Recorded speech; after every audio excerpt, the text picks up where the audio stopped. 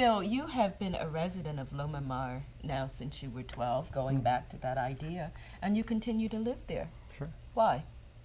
It's home. It's the most beautiful place I've ever been.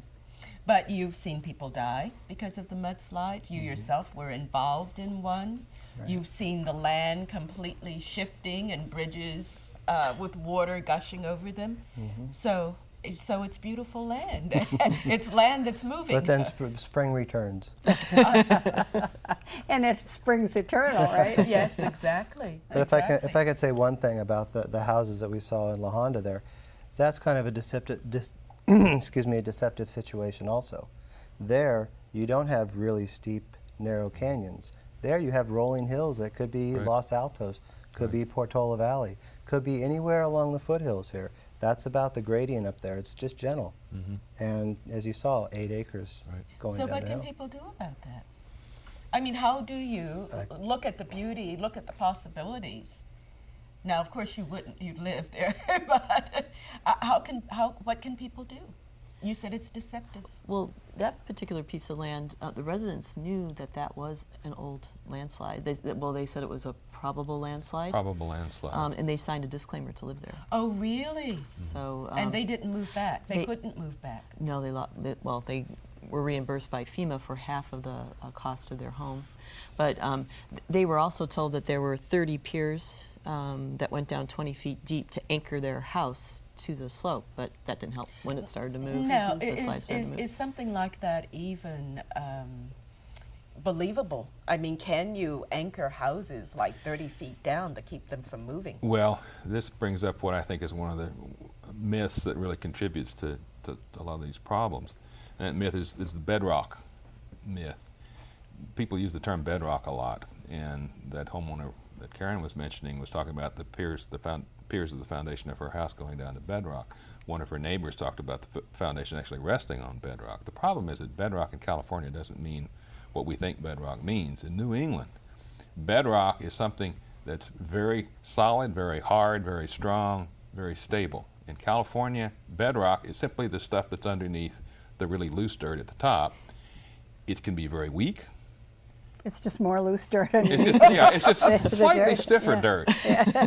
I've seen bedrock in California that you could dig out with a tablespoon quite easily. That is not reassuring at all. And it's not stable. It moves. And yet there's adobe clay. And adobe clay, it seems solid when there's bedrock a lot of bedrock that's not as strong as adobe clay when it's dry. Adobe clay when it's dry is really marvelous stuff. So you're saying but when it's wet, it gets gooey.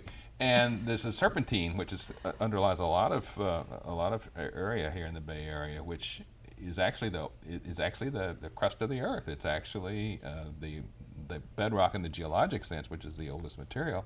When it gets wet, you can pick up a piece of it and it feels greasy. In fact, it used to be called soapstone, and that stuff can slide so well. I mean, it's just so it's the problem with the bedrock is the bedrock itself can move. And so if you have all your foundation or your piers or something sitting on bedrock, that's great, but except the bedrock itself is going to move, so your piers and everything else is moving with it. There was a landslide in San Mateo in 1997 in the serpentine bedrock, where the residents the year before had spent $250,000 to build this big retaining wall that went quite deep, down 20 feet, I think, and big concrete piers this big around. It looked like Stonehenge. And unfortunately, the slide plane was about 10 feet deeper than the bottom of these things, and so the whole works. So would something like that happen in terms of other areas like San Carlos? Yes. That even though people have these anchors for their house, the anchors can move with the house? Yeah, in some cases, yes. And there's not much the government can do in that case because, people have decided it's on the East Coast, it's hurricanes. On the West Coast, it's earthquakes and mudslides and landslides. But people decide there are trade-offs for living in a certain place, including spending a great deal of money to sink pilings into the earth, or out on the water they put up great, massive One of the things riprap,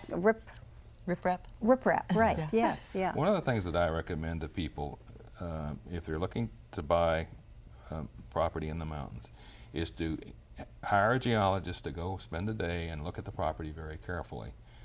It's simply part of their due diligence on all the different inspections, just like the termite guy and the roof guy and so forth. Bring a geologist out. It's expensive, but compared to the investment you're going to make, it's not a bad deal at all. Even that's not foolproof, because there are some places where it is deceptive, and